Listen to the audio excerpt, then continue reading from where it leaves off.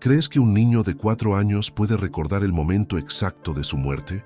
¿Y si te dijera que ese niño nació en la casa del mismísimo hombre que firmó su sentencia de muerte?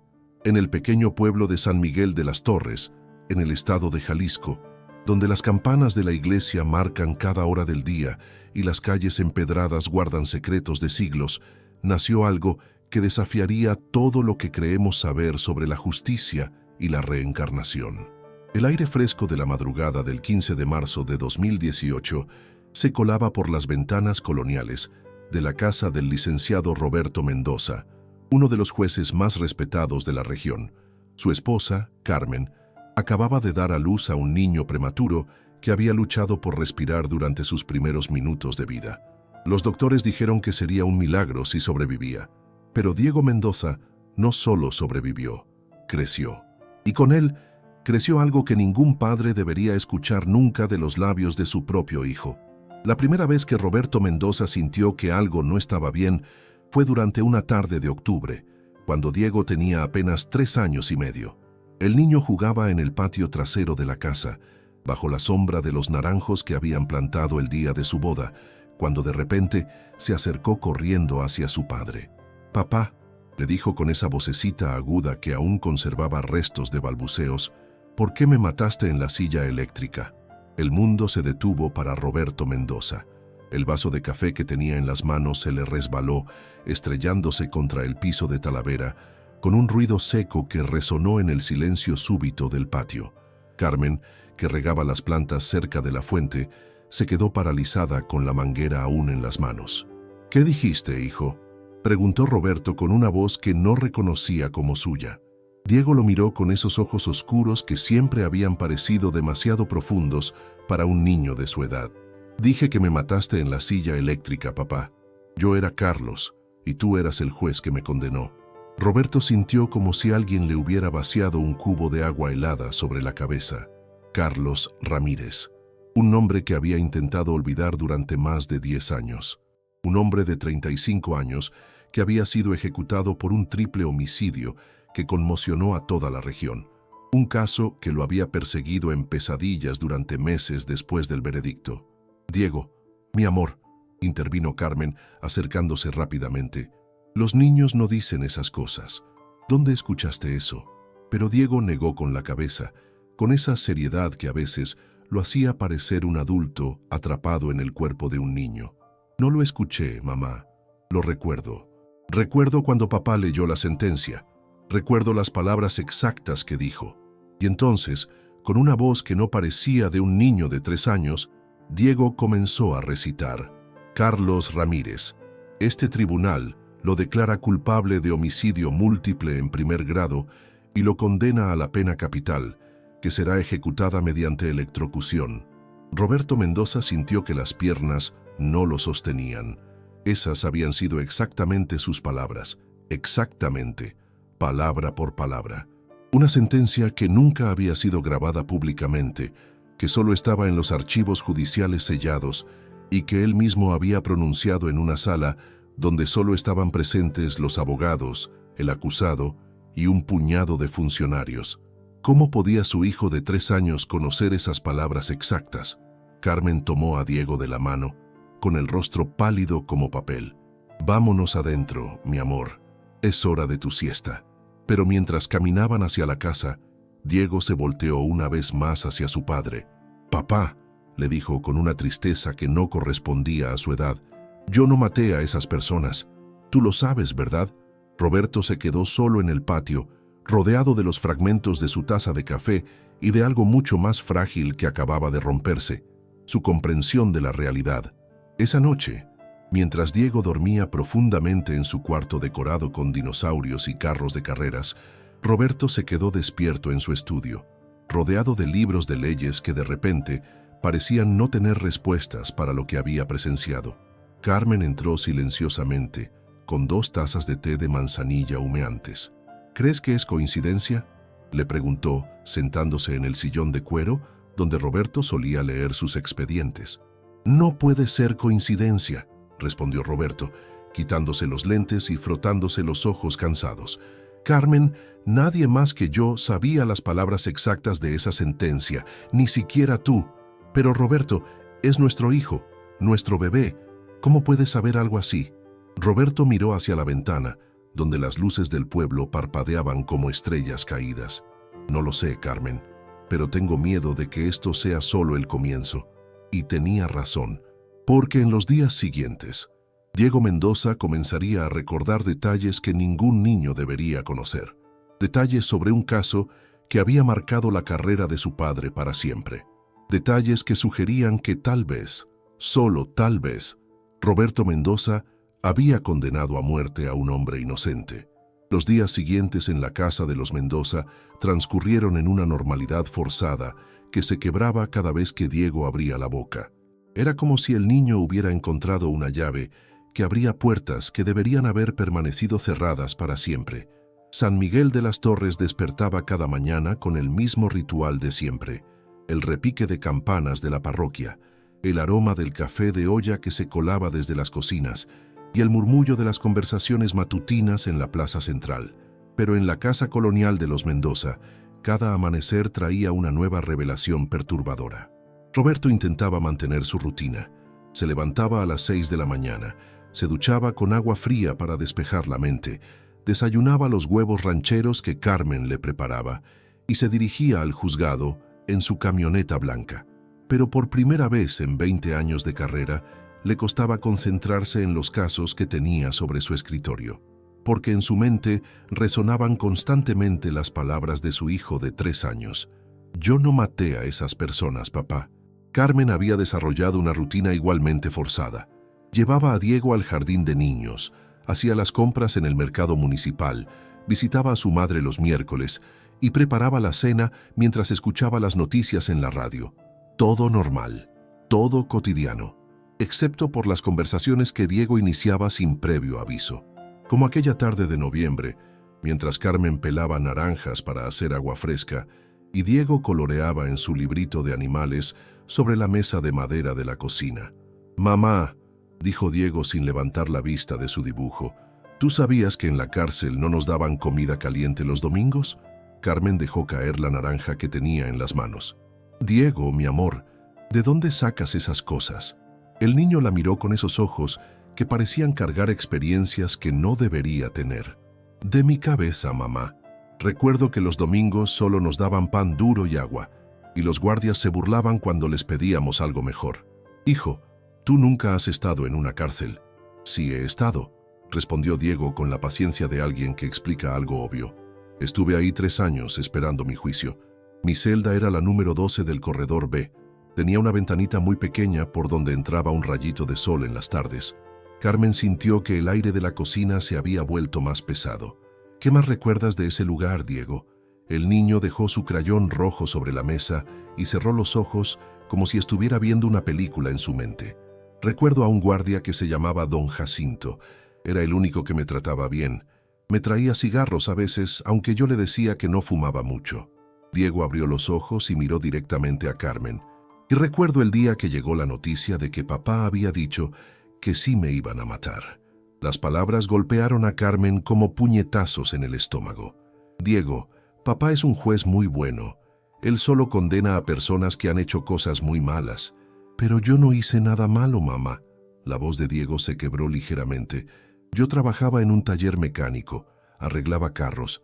El día que dicen que maté a esas personas, yo estaba trabajando hasta muy tarde en el taller de don Eusebio». Carmen tuvo que sentarse. Su hijo de 3 años acababa de proporcionarle detalles específicos sobre la vida de Carlos Ramírez que ella misma no conocía. Nombres, lugares, profesiones. ¿Cómo era posible? Esa noche, cuando Roberto regresó del juzgado, Carmen lo esperaba en la sala con una expresión que él ya había aprendido a temer. «Tenemos que hablar», le dijo simplemente. Le contó sobre la conversación de la tarde, sobre los detalles que Diego había proporcionado, sobre la certeza con la que hablaba de cosas que no debería saber. Roberto escuchó en silencio, sintiendo como cada palabra de su esposa confirmaba los temores que había estado tratando de ignorar durante días. «Carmen», le dijo finalmente, «nunca te conté detalles del caso Ramírez porque era información confidencial. Pero lo que Diego está diciendo Coincide con cosas que solo alguien que hubiera estado ahí podría saber. ¿Qué quieres decir? Roberto se levantó del sofá y comenzó a caminar por la sala, como solía hacer cuando estaba procesando información compleja. Carlos Ramírez sí trabajaba en un taller mecánico, el taller de Eusebio Hernández, en las afueras del pueblo, y sí estuvo 3 años en prisión preventiva mientras se desarrollaba el juicio. Roberto se detuvo frente al retrato de familia que colgaba sobre la chimenea. Y sí había un guardia llamado Jacinto Morales que trabajaba en el corredor B. El silencio llenó la sala como agua helada. «Roberto», susurró Carmen, «¿es posible que te estés acordando mal de los detalles? ¿Que le hayas contado algo sin darte cuenta?» «No», respondió Roberto con certeza absoluta. «Jamás le he hablado a Diego sobre ese caso. Jamás».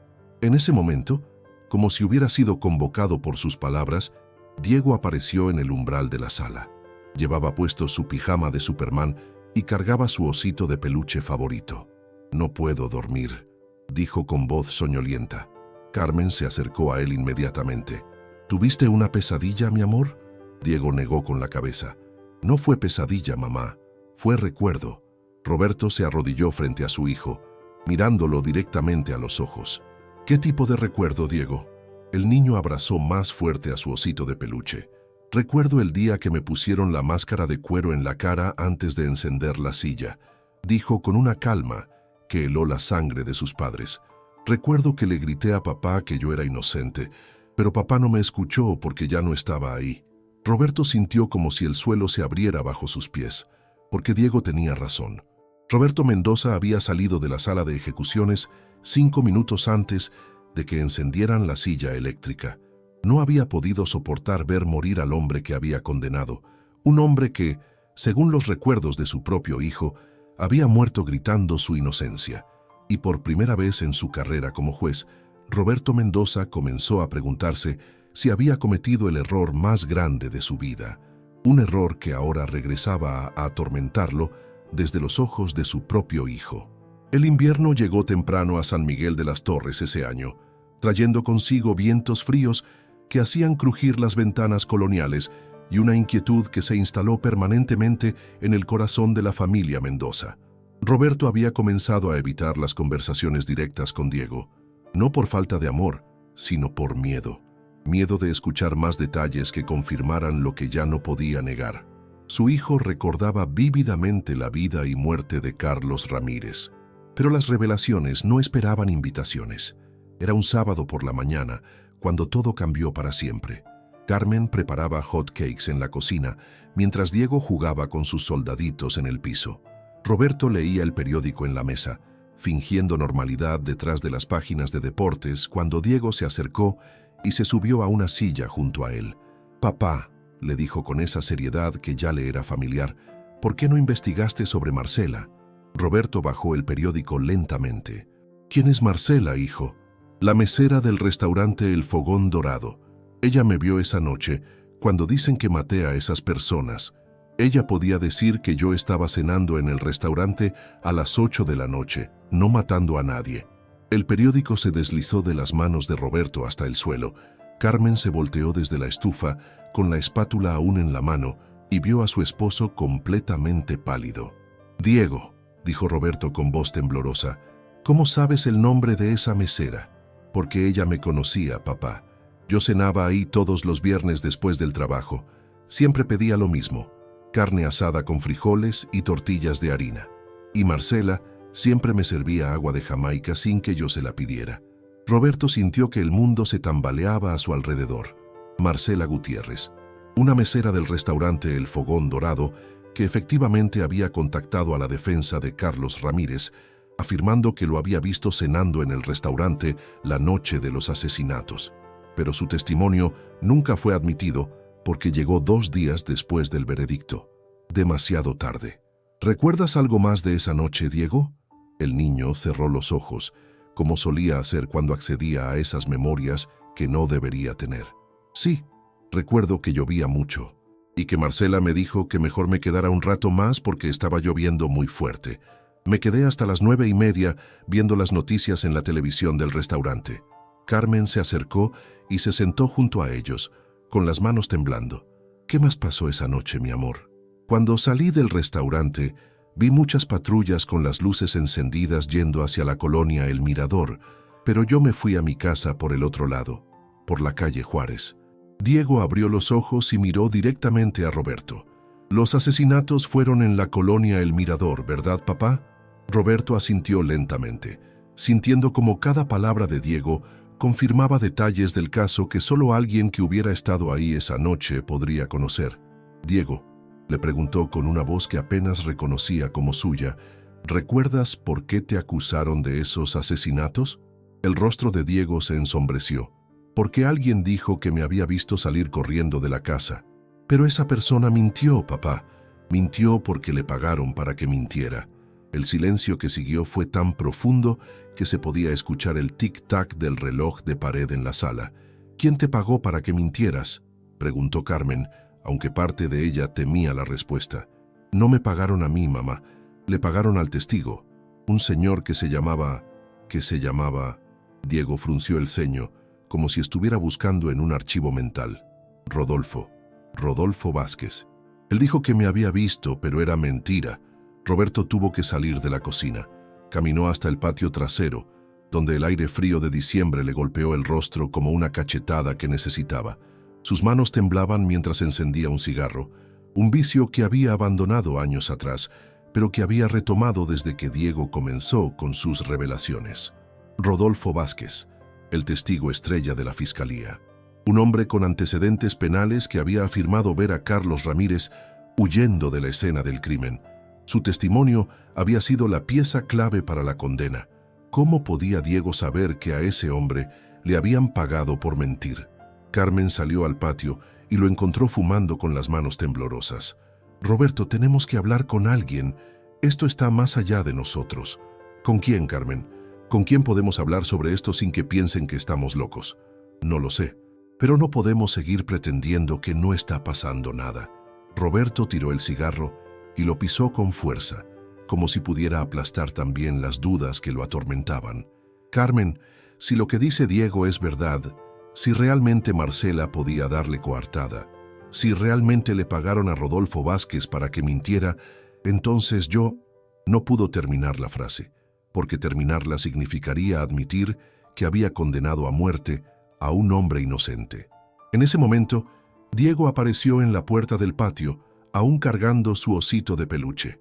«Papá», le dijo con una tristeza infinita en sus ojos de niño, «sé que te duele saber la verdad, pero necesitas investigar lo que pasó, porque si no lo haces tú, nadie más lo va a hacer».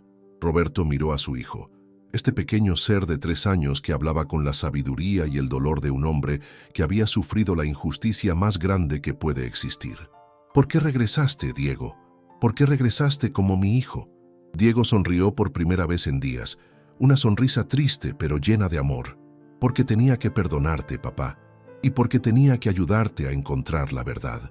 Esa noche, mientras Diego dormía profundamente por primera vez en semanas, Roberto tomó una decisión que cambiaría todo. Iba a reabrir el caso Carlos Ramírez, y lo que encontraría sería mucho peor de lo que jamás había imaginado. La Biblioteca Municipal de San Miguel de las Torres olía a papel viejo y secretos guardados. Roberto Mendoza nunca había pensado que terminaría investigando sus propios casos como si fuera un detective novato, pero ahí estaba, rodeado de periódicos amarillentos y archivos empolvados, buscando respuestas que lo aterrorizaban encontrar. Era lunes por la mañana y había pedido permiso en el juzgado por asuntos personales urgentes. Una mentira a medias, porque no había nada más personal que descubrir si habías enviado a un inocente a la muerte. La bibliotecaria, doña Esperanza, una mujer de 70 años que conocía cada libro y cada archivo como si fueran sus propios hijos, lo había mirado con curiosidad cuando le pidió los periódicos de octubre de 2007. ¿Investigando algo específico, licenciado Mendoza? Solo revisando unos casos antiguos, doña Esperanza. Pero la verdad era mucho más complicada. Roberto extendió sobre la mesa de madera los periódicos de la semana en que ocurrieron los asesinatos. Los titulares gritaban desde las páginas amarillentas: «Triple homicidio conmociona a San Miguel. Mecánico arrestado por brutal asesinato». Buscan pena de muerte para asesino múltiple. Leyendo los artículos 11 años después, Roberto notó cosas que en su momento había pasado por alto. Detalles que ahora, con las revelaciones de Diego resonando en su mente, tomaban un significado completamente diferente. El primer artículo mencionaba que los cuerpos fueron encontrados a las 7:30 de la noche, pero según Diego, él había estado cenando en El Fogón Dorado hasta las 9:30. Las horas no coincidían con lo que él recordaba del expediente.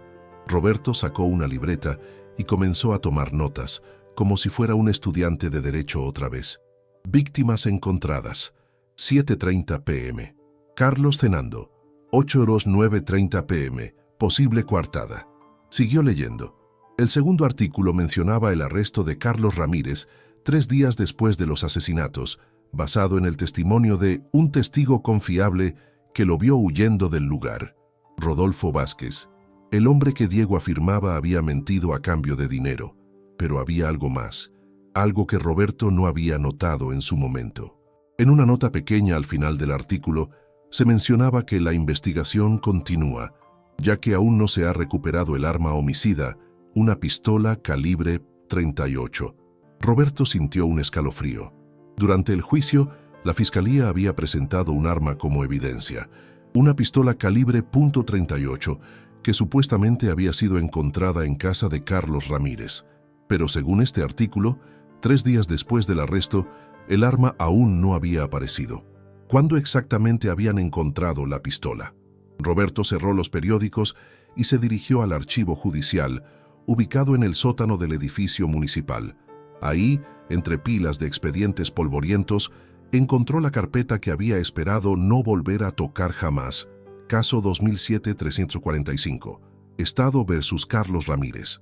Las manos le temblaron mientras abría el expediente. Todo estaba ahí. Las fotografías de la escena del crimen, los testimonios, las declaraciones de los testigos. Y en la página 47 encontró lo que buscaba: el reporte de la supuesta recuperación del arma homicida. 15 de octubre de 2007. La pistola calibre .38 fue encontrada durante un cateo en el domicilio del acusado, escondida debajo de su colchón. Pero había algo extraño. El reporte estaba firmado por el detective Mauricio Salinas, pero la letra se veía diferente a las demás firmas de Salinas en el expediente, como si hubiera sido firmado por otra persona. Roberto revisó las fechas. Carlos fue arrestado el 12 de octubre. El arma fue encontrada el 15 de octubre, 3 días después.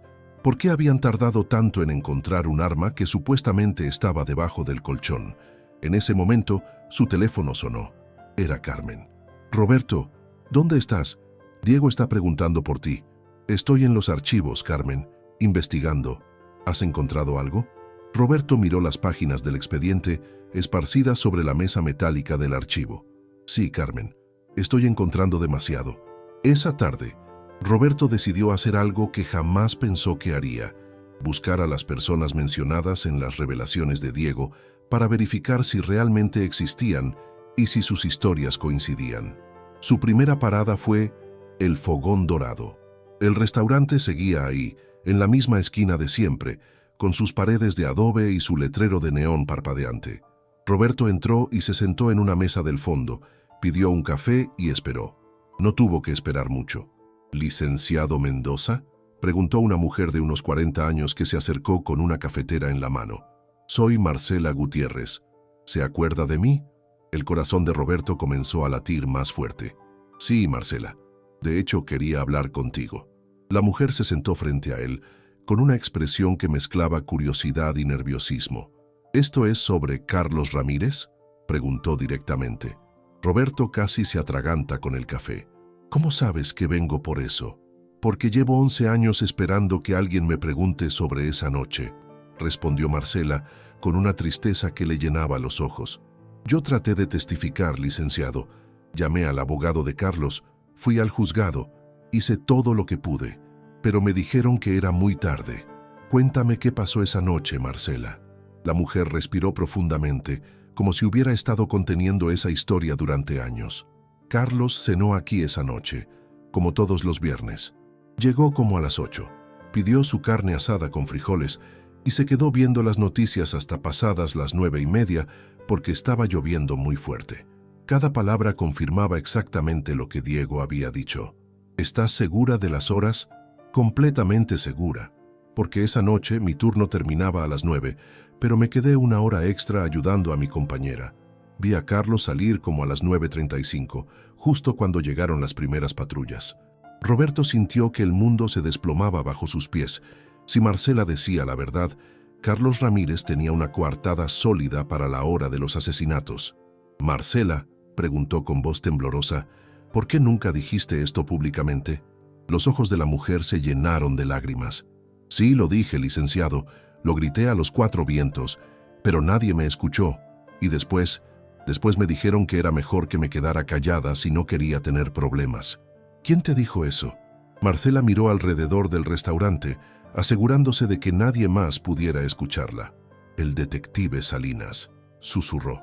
«Me dijo que Carlos era culpable de todas maneras y que si yo seguía insistiendo con mi historia, podría meterme en problemas por obstruir la justicia». Roberto se levantó de la mesa con las piernas temblorosas. Tenía que encontrar al detective Mauricio Salinas. Y cuando lo encontrara, iba a descubrir que su hijo Diego había estado diciendo la verdad desde el principio. La verdad sobre una conspiración que había costado la vida de un hombre inocente. Si esta historia te está impactando, déjanos saber en los comentarios qué piensas sobre estos casos que desafían toda lógica. Tu opinión nos importa mucho, pero lo que Roberto estaba a punto de descubrir sobre el detective Salinas sería aún peor de lo que jamás imaginó. El detective Mauricio Salinas ya no vivía en San Miguel de las Torres. Roberto lo descubrió después de 3 días de búsqueda, preguntando discretamente en la comandancia de policía y siguiendo pistas que lo llevaron hasta una pequeña casa en las afueras de Guadalajara. Era jueves por la tarde cuando Roberto manejó las 2 horas hasta la colonia donde ahora vivía el hombre que había sido responsable de investigar el caso Carlos Ramírez. Sus manos sudaban sobre el volante mientras practicaba mentalmente las preguntas que necesitaba hacer. ¿Cómo le preguntas a un ex detective si falsificó evidencia? ¿Cómo confrontas a alguien que posiblemente ayudó a condenar a un inocente?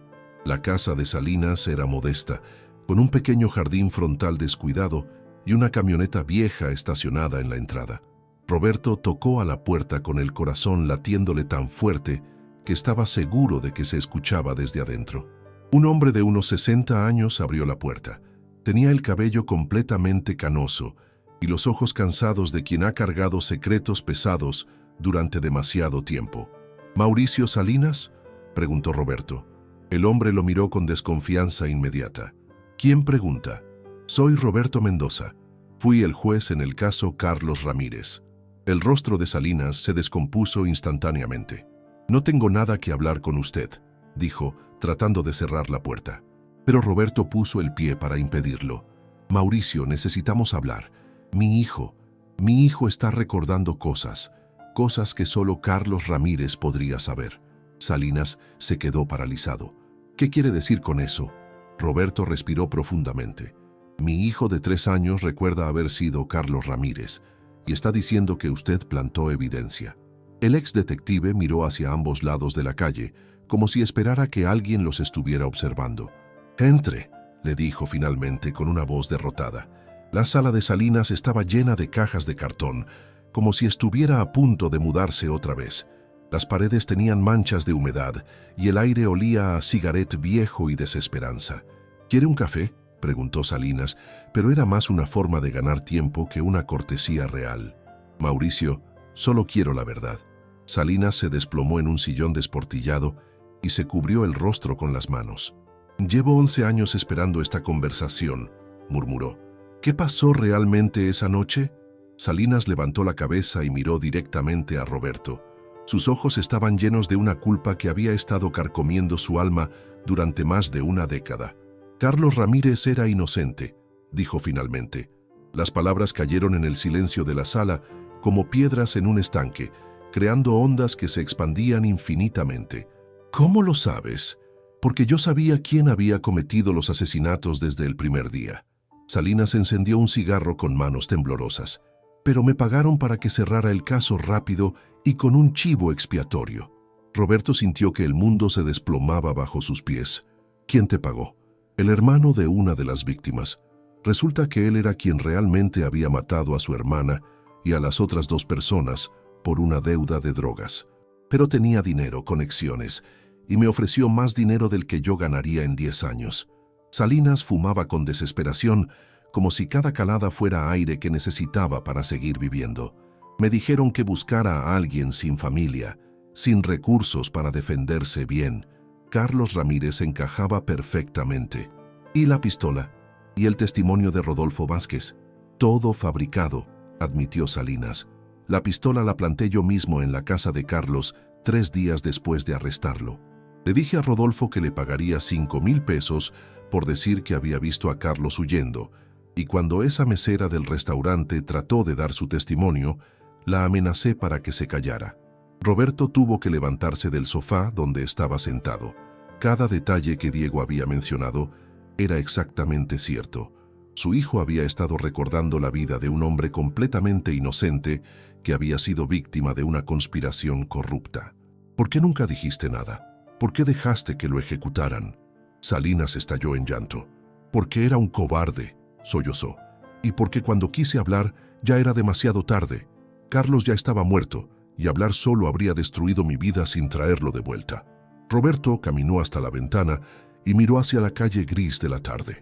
Se imaginó a Carlos Ramírez en esa silla eléctrica, gritando su inocencia, mientras la corriente atravesaba su cuerpo, muriendo con la certeza de que el mundo lo había abandonado. Mauricio, dijo sin voltearse, vas a ayudarme a limpiar el nombre de Carlos Ramírez. ¿Cómo? Ya pasaron 11 años, ya no se puede hacer nada. Roberto se volteó hacia él. Sí se puede.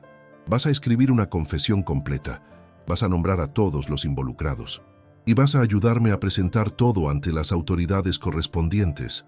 Pero eso significaría que por fin vas a hacer lo correcto, interrumpió Roberto.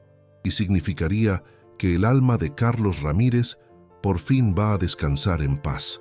Salinas se quedó en silencio por un largo momento, fumando y mirando hacia el techo, como si estuviera buscando respuestas en las manchas de humedad. ¿Su hijo realmente recuerda haber sido Carlos?, preguntó finalmente. Recuerda todo, Mauricio. Recuerda el taller mecánico. Recuerda a Marcela en el restaurante. Recuerda tu nombre. Recuerda las amenazas. Recuerda la celda número 12. Recuerda al guardia Jacinto. Recuerda hasta las palabras exactas que pronuncié cuando lo condené. Salinas aplastó el cigarro en un cenicero rebosante. Entonces no tengo opción, ¿verdad? Si ese niño recuerda todo, significa que Carlos ha regresado para hacer justicia. Roberto asintió. Y significa que tú tienes una oportunidad de redimirte. Esa tarde, Mauricio Salinas comenzó a escribir la confesión más importante de su vida. Una confesión que limpiaría el nombre de Carlos Ramírez y expondría una conspiración que había corrompido todo el sistema de justicia. Mientras manejaba de regreso a San Miguel de las Torres, Roberto pensó en Diego, su pequeño hijo que había llegado a su vida cargando el alma y los recuerdos de un hombre inocente, un hombre que había confiado en la justicia y había muerto por esa confianza, pero que ahora, de la manera más misteriosa posible, había regresado para restaurar esa justicia. Al día siguiente, Roberto Mendoza haría algo que ningún juez había hecho jamás en la historia de México. Solicitaría oficialmente la reapertura de un caso donde él mismo había dictado la sentencia de muerte, y lo haría basándose en el testimonio de su hijo de 3 años, que recordaba vívidamente haber sido la víctima de una terrible injusticia. El día que cambiaría todo, llegó un martes lluvioso de enero. Roberto Mendoza se presentó ante el Tribunal Superior de Justicia del Estado de Jalisco con un expediente que pesaba más de 5 kilos y una confesión firmada que haría temblar los cimientos del sistema judicial mexicano. La sala de audiencias estaba abarrotada. Periodistas de todo el país habían llegado para presenciar algo sin precedentes. Un juez solicitando la exoneración póstuma de un hombre que él mismo había condenado a muerte, basándose en el testimonio de su hijo de 3 años que afirmaba recordar haber sido la víctima. El magistrado presidente, licenciado Alejandro Vega, era un hombre de 60 años que había visto casos extraordinarios durante su carrera, pero nada lo había preparado para lo que estaba a punto de escuchar. «Licenciado Mendoza», comenzó con voz solemne, «usted solicita la reapertura del caso Estado versus Carlos Ramírez, ejecutado el 3 de marzo de 2008. ¿Puede explicar al tribunal los fundamentos de esta petición extraordinaria?» Roberto se levantó, sintiendo el peso de todas las miradas sobre él. En la primera fila del público estaban Carmen y Diego. Su hijo lo miraba con esos ojos verdes que ya no lo asustaban, sino que le daban fuerzas. «Señor magistrado», comenzó Roberto con voz firme, «presento ante este tribunal evidencia contundente de que Carlos Ramírez Mendoza fue víctima de una conspiración que incluyó fabricación de evidencia, soborno de testigos y supresión de pruebas exculpatorias». Colocó sobre la mesa la confesión de Mauricio Salinas, los testimonios que había recopilado y las fotografías del expediente original que mostraban las irregularidades en las fechas y firmas. «Además», continuó, «presento el testimonio de testigos que nunca fueron escuchados durante el juicio original, incluyendo a Marcela Gutiérrez, quien puede proporcionar una coartada sólida para el acusado». El magistrado revisó los documentos con el ceño fruncido. «Licenciado Mendoza, estos son elementos muy serios, pero entiendo que también menciona un testimonio inusual. ¿Puede explicar eso al tribunal?» Roberto respiró profundamente. Era el momento de la verdad. «Señor magistrado, mi hijo Diego Mendoza, de 3 años de edad, ha proporcionado información detallada y verificable sobre la vida de Carlos Ramírez que ningún niño de su edad podría conocer por medios convencionales». Un murmullo recorrió la sala. ¿Está sugiriendo que su hijo recuerda una vida anterior?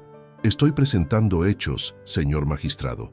Mi hijo conoce detalles específicos del caso que solo Carlos Ramírez podría haber sabido. Detalles que nunca fueron públicos y que hemos verificado independientemente. En ese momento el abogado de la fiscalía se levantó. «Protesto, señor magistrado. Este tribunal no puede basar decisiones legales en supuestos recuerdos de reencarnación. Esto es ridículo». Pero el magistrado Vega levantó la mano. La objeción se acepta en cuanto a la naturaleza de los recuerdos.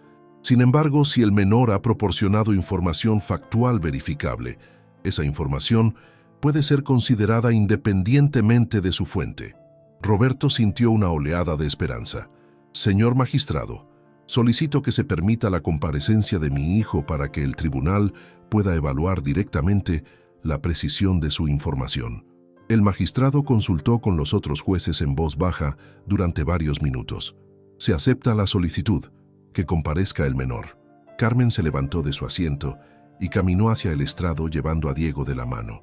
El niño llevaba puesto su mejor traje, uno azul marino que Carmen le había comprado especialmente para ese día. Diego subió al estrado con la ayuda de un banquito especial y se sentó en la silla de testigos, con las piernas colgando sin tocar el suelo. «Hola, Diego», le dijo el magistrado con voz amable. «¿Sabes por qué estás aquí?» «Sí, señor», respondió Diego con esa voz clara que ya no sorprendía a sus padres. «Estoy aquí para decir la verdad sobre lo que le pasó a Carlos». «¿Y tú conociste a Carlos?» Diego lo miró directamente a los ojos. «Yo era Carlos, señor. Antes de ser Diego, yo era Carlos Ramírez». El silencio en la sala era absoluto. «Diego, ¿puedes contarnos algo sobre la vida de Carlos que solo él habría sabido?» El niño cerró los ojos por un momento, como siempre hacía cuando accedía a esas memorias imposibles. Carlos trabajaba en el taller de don Eusebio. Su herramienta favorita era una llave inglesa que tenía grabadas las iniciales EH, porque había pertenecido a don Eusebio cuando era joven. Roberto tomó notas rápidamente. Ese era un detalle que nunca había aparecido en ningún documento del caso. ¿Algo más? Carlos tenía una cicatriz en la rodilla izquierda de cuando se cayó de su bicicleta cuando tenía 8 años y tenía un lunar en forma de estrella en el hombro derecho. El magistrado miró hacia Roberto. ¿Hay manera de verificar estos detalles físicos? Sí, señor magistrado. Los registros de la autopsia deben contener esa información. Un secretario del tribunal salió apresuradamente y regresó 20 minutos después con una carpeta manila. «Señor magistrado», anunció, «el reporte de autopsia confirma la presencia de una cicatriz antigua en la rodilla izquierda del occiso, así como una marca de nacimiento en forma irregular en el hombro derecho». El murmullo en la sala se convirtió en un rugido de conversaciones. Diego continuó hablando con una calma que hipnotizaba a todos los presentes. El día que me mataron, yo no estaba en la casa donde pasó el crimen. Yo estaba cenando en el restaurante con Marcela. Comí carne asada con frijoles y vi en las noticias que habían encontrado un gato perdido en la colonia Centro. El magistrado consultó el expediente. ¿Hay registro de esas noticias? Roberto se levantó. Hemos verificado con el archivo del canal de televisión local. Efectivamente, el 7 de octubre de 2007, reportaron sobre un gato perdido que fue encontrado en la colonia Centro. Y después, continuó Diego, cuando me arrestaron, me pusieron en la celda número 12. El guardia Jacinto me traía cigarros a veces, aunque yo le decía que no fumaba mucho, y había un preso en la celda de al lado que se llamaba Miguel y que lloraba todas las noches porque extrañaba a su mamá. Cada detalle que proporcionaba Diego era verificado inmediatamente por los secretarios del tribunal y cada uno resultaba exacto. Después de 3 horas de testimonio, el magistrado Vega se dirigió a Roberto. Licenciado Mendoza, independientemente de las explicaciones sobrenaturales, este tribunal reconoce que se ha presentado evidencia convincente de graves irregularidades en el proceso original contra Carlos Ramírez. Roberto sintió que el corazón se le salía del pecho. Por lo tanto, continuó el magistrado, este tribunal ordena la exoneración póstuma completa de Carlos Ramírez Mendoza y solicita a la Fiscalía que inicie inmediatamente una investigación sobre todos los funcionarios involucrados en la fabricación de evidencia. La sala estalló en aplausos. Diego se bajó del estrado y corrió hacia Roberto, quien lo levantó en brazos. ¿Lo hicimos bien, papá?, preguntó Diego con una sonrisa que era pura luz. Lo hicimos perfecto, hijo. Carlos por fin puede descansar en paz. Esa noche, mientras cenaban en casa por primera vez en meses, sin el peso de la incertidumbre, Diego miró a sus padres con ojos que ya no parecían cargar memorias de otra vida. «Papá, mamá», les dijo, «creo que ya no voy a recordar más cosas de Carlos». «¿Por qué, mi amor?», preguntó Carmen. «Porque ya cumplí mi misión. Ya encontré la justicia que necesitaba». Roberto miró a su hijo, este pequeño ser extraordinario que había llegado a su vida para enseñarle la lección más importante, que la justicia verdadera trasciende la vida y la muerte. «Diego», le dijo, «gracias por ayudarme a hacer lo correcto». «De nada, papá. Para eso están los hijos, ¿no? Para ayudar a sus papás a ser mejores personas». Y en ese momento, Roberto Mendoza supo que había recibido el regalo más grande que un padre puede recibir: la oportunidad de redimirse a través del amor incondicional de su hijo. 5 años después del juicio que conmocionó a México, Diego Mendoza era un niño de 8 años como cualquier otro. Jugaba fútbol en el patio de su escuela, coleccionaba cartas de Pokémon y se peleaba con sus padres para no comer verduras. Los recuerdos de Carlos Ramírez se habían desvanecido gradualmente, como promesas susurradas al viento. San Miguel de las Torres había cambiado. El caso Ramírez Mendoza se había convertido en materia de estudio en las facultades de Derecho de todo el país.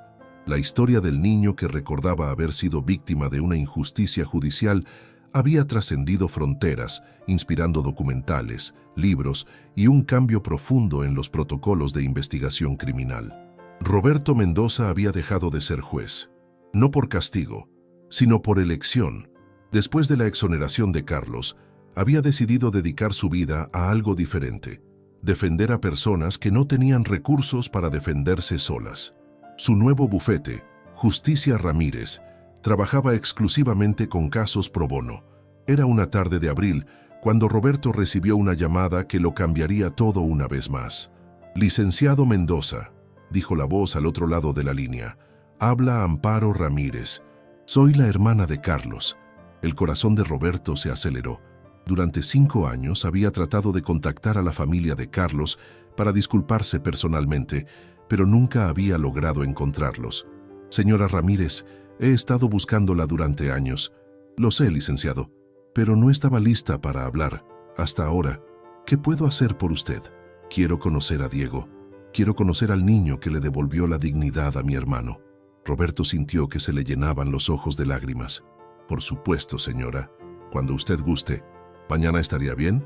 Tengo algo que creo que Diego debería tener. Al día siguiente, Amparo Ramírez llegó a la casa de los Mendoza. Era una mujer de 60 años, con el cabello canoso recogido en un chongo sencillo y ojos verdes que le recordaron inmediatamente a Roberto los ojos de Diego cuando recordaba ser Carlos. Diego salió corriendo del patio trasero cuando escuchó que había llegado visita, con las rodillas sucias de jugar fútbol y una sonrisa que iluminaba toda la casa. ¿Usted es la hermana de Carlos?, preguntó inmediatamente, con esa intuición que a veces mostraba. Amparo se arrodilló para quedar a su altura. Sí, mi niño, soy Amparo. Diego la miró durante un largo momento, como si estuviera recordando algo muy lejano. Carlos la quería mucho, dijo finalmente. Siempre hablaba de su hermana Amparo, que hacía los tamales más ricos del mundo. Amparo comenzó a llorar silenciosamente. ¿Cómo puedes saber eso, niño? Ya no me acuerdo muy bien, admitió Diego. Es como cuando sueñas algo muy bonito y al despertar solo recuerdas pedacitos. Amparo abrió una bolsa de tela que había traído consigo. Carlos siempre llevaba esto puesto, dijo, sacando una cadena de plata con una medalla de la Virgen de Guadalupe. Era de nuestro papá, y cuando papá murió se la dimos a Carlos porque era el mayor. Él nunca se la quitaba. Diego miró la cadena con curiosidad. ¿Puedo tocarla? En el momento en que los dedos de Diego rozaron la medalla, sus ojos se llenaron de lágrimas sin que supiera por qué. Se siente familiar, murmuró. Quiero que te la quedes, le dijo Amparo. Carlos habría querido que fuera tuya. Diego miró hacia Roberto y Carmen, pidiendo permiso silenciosamente. Cuando sus padres asintieron, permitió que Amparo le pusiera la cadena alrededor del cuello. Gracias, dijo simplemente. Amparo se quedó a cenar con ellos esa noche. Durante la comida, les contó historias sobre Carlos que no habían aparecido en ningún expediente judicial. Carlos que alimentaba perros callejeros. Carlos que había trabajado 2 empleos para pagar la operación de su madre. Carlos que soñaba con tener una familia propia algún día. Él era bueno, dijo Amparo mientras Carmen servía el postre. Por eso nunca pude entender por qué había pasado lo que pasó. Hasta que Diego nos devolvió la verdad. Cuando Amparo se despidió esa noche, abrazó a Diego durante un largo momento. Gracias por regresar, le susurró al oído. Gracias por no dejar que mi hermano fuera recordado como un asesino. Después de que se fuera, Diego se quedó jugando en el patio trasero hasta muy tarde. Roberto lo encontró ahí, sentado en el columpio que habían instalado años atrás, mirando las estrellas, con la medalla de la Virgen brillando en su pecho. ¿En qué piensas, hijo? En que Carlos ya no está triste, respondió Diego. Antes, cuando me acordaba de él, siempre sentía mucha tristeza, pero ahora se siente en paz. Roberto se sentó en el columpio junto a Diego. ¿Crees que Carlos se fue para siempre? Diego lo pensó por un momento. Creo que nunca se fue, papá. Creo que siempre va a estar aquí. Se tocó el corazón, recordándome que tengo que ser bueno y que tengo que ayudar a la gente. ¿Y ya no tienes miedo? No, papá. Ya no tengo miedo de nada. Esa noche, por primera vez en 5 años, Diego tuvo un sueño diferente. No soñó con celdas de prisión ni sillas eléctricas. Soñó con un lugar lleno de luz, donde un hombre alto y delgado le sonreía y le decía: «Gracias por ayudarme a encontrar el camino a casa». Al despertar, Diego ya no recordaba el sueño con claridad, pero se despertó sintiéndose completamente libre. Los años pasaron. Diego creció y se convirtió en un joven abogado que siguió los pasos de su padre, dedicando su vida a defender a los inocentes. Nunca volvió a recordar vívidamente haber sido Carlos Ramírez, pero siempre llevó consigo una compasión profunda por quienes sufrían injusticias. Roberto Mendoza se retiró a los 70 años, después de haber exonerado a 6 personas más que habían sido condenadas injustamente. Su bufete, Justicia Ramírez, se había convertido en una institución respetada en todo México. El caso Ramírez Mendoza cambió las leyes. Se establecieron nuevos protocolos para la presentación de evidencia, se crearon comisiones de revisión de casos dudosos y se instituyó la figura del defensor de inocentes en el sistema judicial mexicano. Pero más allá de los cambios legales, la historia de Diego dejó algo más profundo: la certeza de que la justicia verdadera trasciende todas las barreras, incluso la muerte misma. En el cementerio de San Miguel de las Torres hay una tumba que antes llevaba la inscripción Carlos Ramírez, ejecutado por homicidio múltiple. Ahora dice simplemente Carlos Ramírez, hombre bueno, víctima de injusticia, exonerado por amor. Y cada año, el día del aniversario de su exoneración, una familia lleva flores a esa tumba. Diego, ya adulto, pone siempre un ramo de claveles rojos y susurra: «Gracias por enseñarme que la verdad siempre encuentra su camino». Porque al final, esa fue la lección más poderosa de esta historia imposible, que el amor puede traspasar las fronteras de la vida y la muerte, que la justicia verdadera nunca se rinde y que a veces los milagros llegan en la forma más inesperada. En la forma de un niño que recuerda lo que nunca vivió, para sanar lo que nunca debió romperse. ¿Has experimentado algo inexplicable en tu vida? ¿Crees que la justicia puede trascender la muerte misma? Comparte tu opinión en los comentarios y ayúdanos a seguir explorando estos misterios que desafían nuestra comprensión del mundo. No olvides darle like si esta historia te ha conmovido y suscribirte para más casos que nos recuerdan que la realidad es mucho más misteriosa de lo que imaginamos.